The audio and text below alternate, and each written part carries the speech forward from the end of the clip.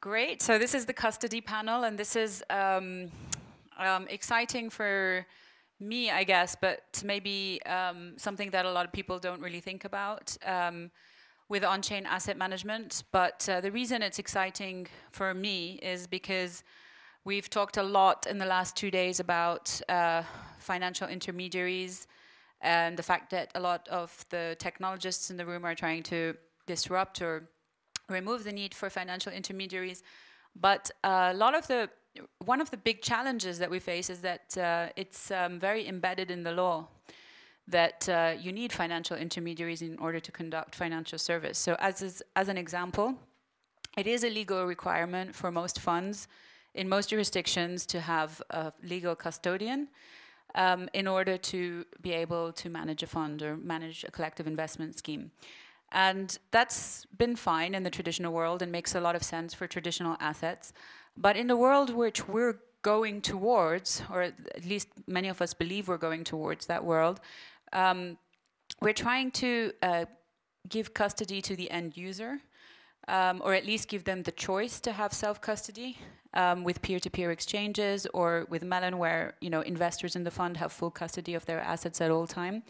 And so that's why I was really interested in hosting a panel on this topic and getting the different perspectives from a player like Wharton, who's been very active in Zahreddin in particular with the AFGC hat, the French Crypto Association, who have very, very good ties into the French ministry and have done some really great work in the last years, thinking about providing feedback on custody, not just for holding your assets, but also for financial services.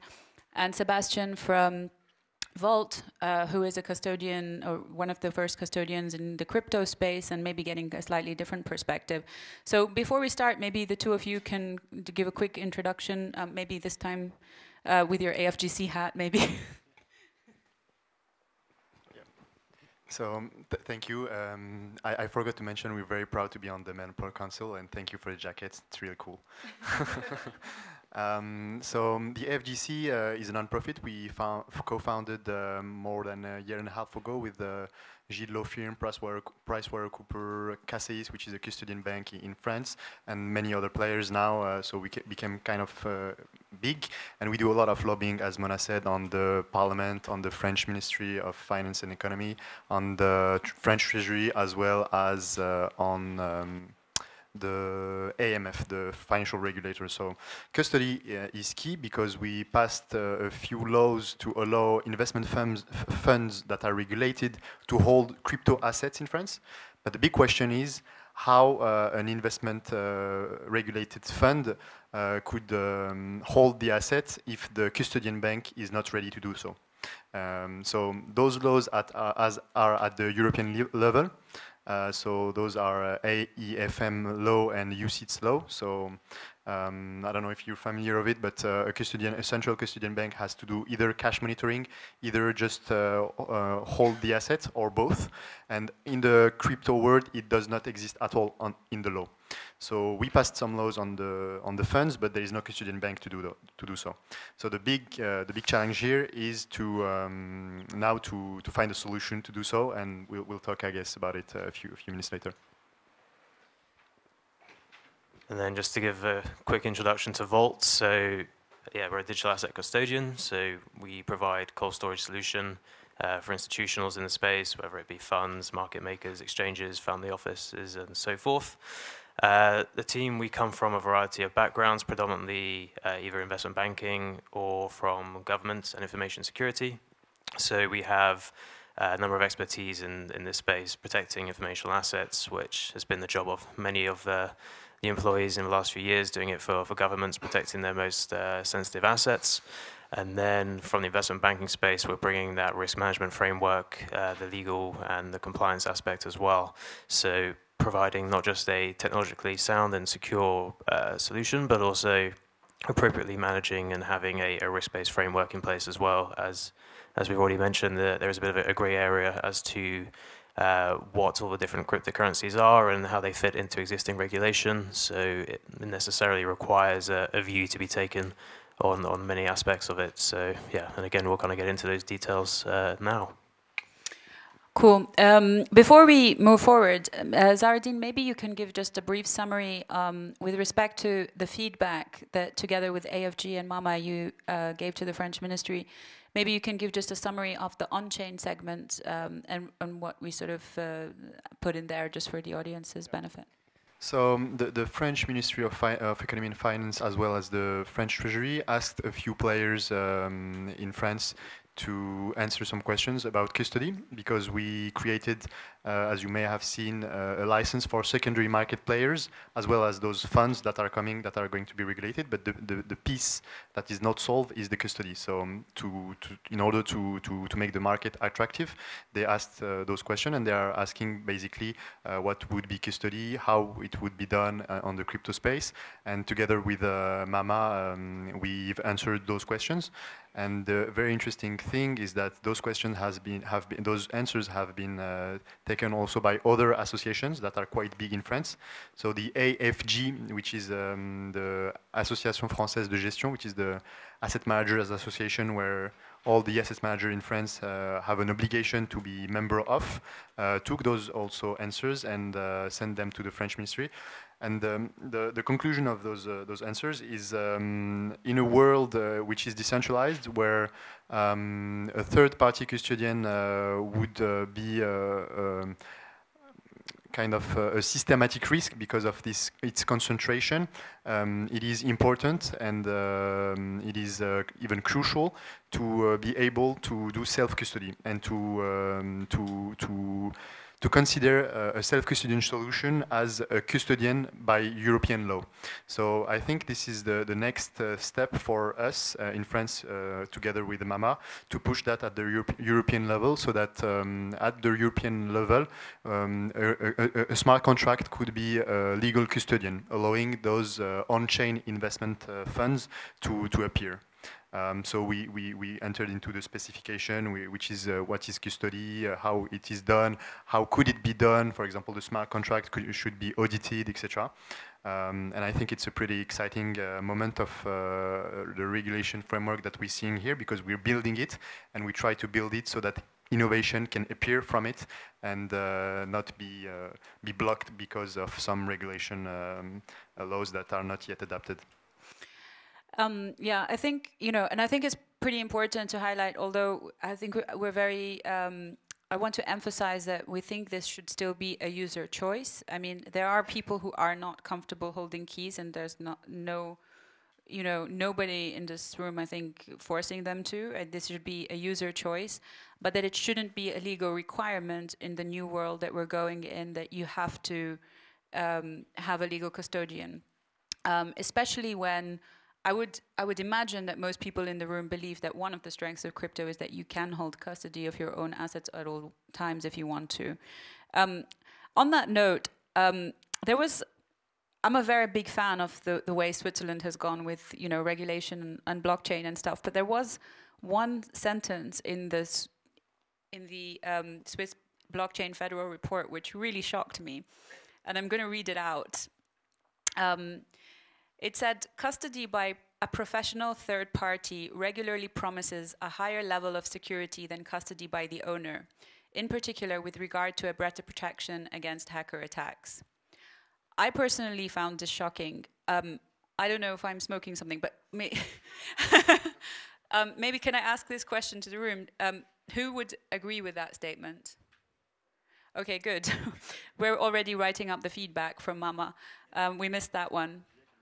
Yeah, I would like you both to react from the different perspectives, because obviously you are a custodian, and I'm not. There's nothing, that I do think there's a very important role for you guys to play, but I'm not sure. I'd actually be interested if you even agree with that statement. Yeah, so it's sort of recognizing, where we are now and where we've come from, and some things have changed, some things that haven't, and things need to kind of catch up in some areas as well. So. As you rightly pointed out, in the traditional world, there is a sort of an infrastructure in place around the regulatory framework of having, I suppose, segregation of duties, managing conflicts of interests, ensuring market integrity and protection to investors and consumers and so forth. And kind of the way the infrastructure has evolved over time is to really separate these things out and have, as you pointed out, an intermediary chain of different actors involved. But then again, when you look at where we are now in the digital asset space, you know, it could be, if you're looking at regulating an exchange or a venue or someone who's producing a product in this space, it could just be that it's a line of code which is being supported by a network and is carrying out some actions which are already predefined without any human input, and actually the person who wrote that code may have completely stepped away from the project. So it's recognizing that maybe the intermediation side of things is, you know, an old basis of assumptions which we need to kind of revisit. And you know, it seems as we kind of progress through time with technology, particularly in finance, we have a habit to try and fit paradoxically new products into old ways. So we have a kind of a recursive and iterative attempt at trying to put things into regulation, such as we now have algo trading, we now have robo-advisors and so forth. But really, you know, you look at the big infrastructure uplift which we're doing in digital assets, and you've got to kind of wonder at what point do the old assumptions still hold true, and do we need to start rewriting from first principles?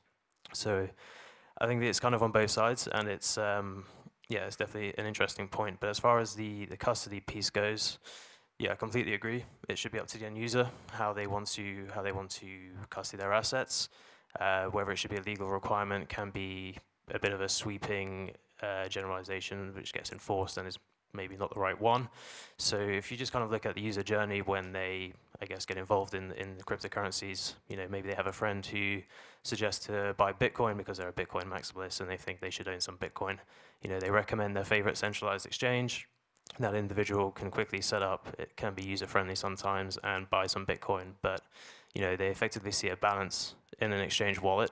They don't own the private keys to that, so they don't effectively own the asset. They're just doing a transaction which is a debit and credit in an internal database. They're not really owning what is there, and they're again relying on the exchange itself to hold sufficient reserves, which in this space, which is new and you know, is a new space, we don't really have companies and entities publishing audited financial statements.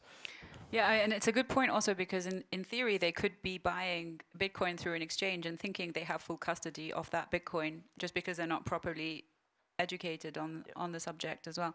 Zara, you had some comments on that statement as well. I don't quite know the infrastructure in terms of custodian banks in Switzerland, but as far as in France. There are 3 custodian banks. So there is BNP Security Services, SocGen Security Services, and Crédit Agricole Security Services. And I think they're quite big even in Europe, and they hold this banking lobby into the custody services. And we see, and we are still seeing a lot of kind of not confrontation, but a lot of work is done behind closed doors to stop this process of new regulation on custody, allowing new players to come in. So I'm not surprised at all by what you just said, because in France we see a lot of notes like this trying to just block this monopoly that is on the hands of a few players, actually 3 in France and mostly in Europe. But I guess we have all here kind of a duty to help this ecosystem grow and push forward and write notes and try to educate and explain how it works, and all together we can make those things move for this new world to happen and to grow. And maybe Sebastian, when Vault set up, can you just give us your vision on what you want to be? You know, who are you aiming to service primarily? And also, like, I'm just kind of curious from a personal perspective. I haven't followed more recently, but can you kind of update the audience in terms of how many assets, which assets can one hold in custody under Vault, and how scalable is it to add assets under your business model? Yes, so I guess where we started, the story is, you know, partly a legal aspect of, you know, recognizing the traditional world. You have this infrastructure in place of segregation of duties and custody being a key part of that, but it also was born more out of a need. So again, you kind of can't go a month without reading about an exchange being hacked in this space, whether it's a couple million or 200 million going missing. You know, even if you just go into cryptocurrency at the beginning of this year, you're already well aware of these threats. So effectively, we recognize that there is a lot of skill and expertise involved in securing the private key. And really, this is something which a lot of entities don't invest enough resources and time and money to really safeguard the assets of the investors. So yeah, again, we brought our customizable solution, which as far as assets goes, we're protecting private keys. So theoretically, we can add within 24 hours any asset, any coin, any token that you want into the cold storage. Really, it comes down to being a risk assessment on our side. So one part of it being the integrity of the code, the token itself, making sure there's no malware, or checking the network is operationally sound. It also comes down to a legal view, a compliance view.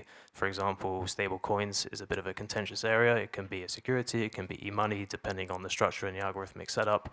So we kind of have to recognize where we can and can't play right now. But yeah, as I say, theoretically, we can add any asset within 24 hours, and we currently support over 100. And Zahra, maybe now I can ask you to put your Wharton hat back on. And can you tell me, I mean, I would assume as a market maker and liquidity provider, you do use third-party custodians to a certain extent, and you've researched this market to a degree. Can you give us an idea of the most competitive custody fees you have seen on the market at the moment? Bearing in mind, from my first presentation yesterday, this is just one of 6 financial intermediaries that a fund or a market maker would typically have to deal with. Yeah. So indeed, as a market maker, we have to deal with custody. So it's not like we don't hold assets sleeping or needing to be held and nothing's moving. So we have this issue of scalability. We need to be able to go out and in and very quickly. And mostly today we are trading on centralized exchange, even if we're going on the decentralized world. So there are a few solutions. So BitGo, Ledger Vault in France. There's the Vault here. There's a company called Base Zero. So most of them they kind of have this model where either it's on the asset under management, they take some bips, for example, some take 1 bips, some other don't take bips like Vault, and they take an entry fee, an upfront fee, and then a yearly fee. So it's really dependent on the model, and also what we are interested in is it insured? So this is the first thing. Is it only a solution that we have to run and we hold our private key, or do they hold the private keys? So this is also a parameter that we will be looking at, and I think those are the parameters that we will be very interested to see. The least expensive, I can't say exactly the least expensive who are there, because I won't say that, but the least expensive could be either 1 BIP, either it depends also on your activity. But the least expensive, what I'm sure of, is a smart contract. So, for example, a Melon Pro smart contract is very, very cheap. Yeah, I mean, it's just the cost of gas. Exactly. So, yeah. Okay, I think we only have a couple of minutes left, so I think we have one question, or maybe 2, depending on what Anna would like to do. So maybe Rust, and if there's time, this gentleman at the back.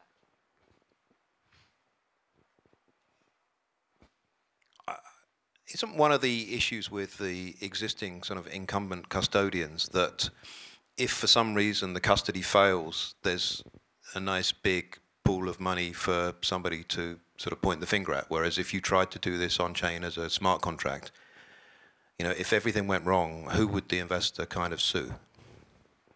So how do you make a smart contract look like a custodian in terms of having the same diversification and depth of resources?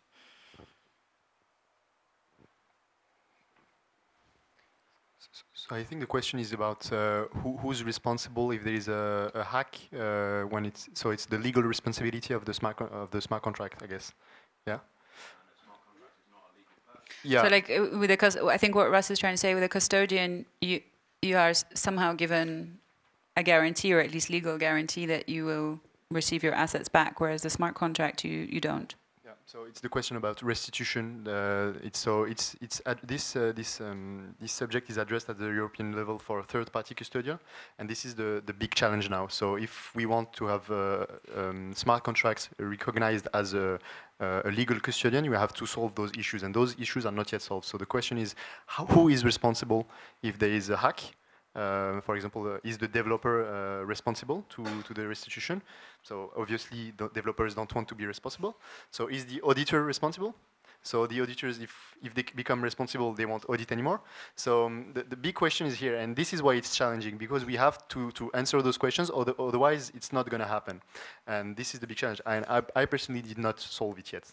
Yeah, and I think, you know, we made a couple of suggestions, but I think actually one of the points of this panel was to engage the audience, not necessarily right now, but in the discussion. I'd love to hear from you, you know, what you think would be sensible, because we have the platform to put forward feedback. We have many platforms actually. You know, we've started working together with a lot of crypto associations globally now to try and have even more of a unified voice. So I think we can really pass on feedback, but we'd love to crowdsource from events like this as much as we can. If anyone has an idea of this legal responsibility. Maybe, Russ, I mean, I have thought about that problem a lot, and I think ultimately, if I may, as a final closing thought, like I think there are two worlds now, right? I mean, we can't say that a custodian in the traditional world will always give you back your assets. We saw that in Lehman that thesis didn't exactly pan out. So there's a trade-off. And the trade-off is that if you're interacting in the traditional world, you have to rely on legal system and the assets actually being available and bailout and years of QE to kind of put a plaster on that bailout in order to survive it. But ultimately, you and I both know that hundreds and thousands of people lost funds from Lehman that they will never see again. And in the blockchain world, you have to trust the code. And I personally believe, or at least my initial thinking on this, and I'm sure it will develop over time, is that users have to be well informed of the two different types of risk. And if they decide to trust the code on the basis that it has been audited by at least 2 independent parties and so on and so forth, there just needs to be a certain level of understanding in terms of, and clear disclosures in terms of what they're getting into and the risks, the different kinds of risks. Can we take one more question, or? 15 now. Yeah, why not?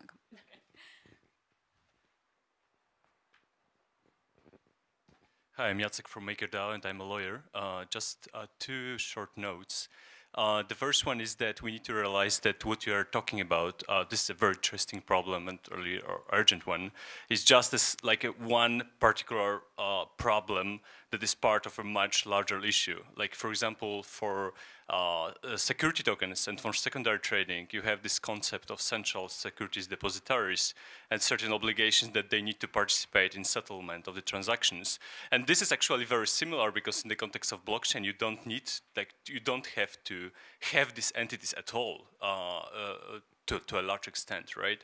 So I think that that also needs addressing in Europe, that needs addressing at the EU level. So I think that, you know, your effort should be combined with similar actions on other points in the financial regulation that basically have the same ultimate goal, right? Because this is about bringing the same principles into the regulation. So that's the first thing. And the second one, regarding like how to replace like a regulated institution, which is a legal entity, with a smart contract, which is also like something that very often, you know, is like repeated in many scenarios.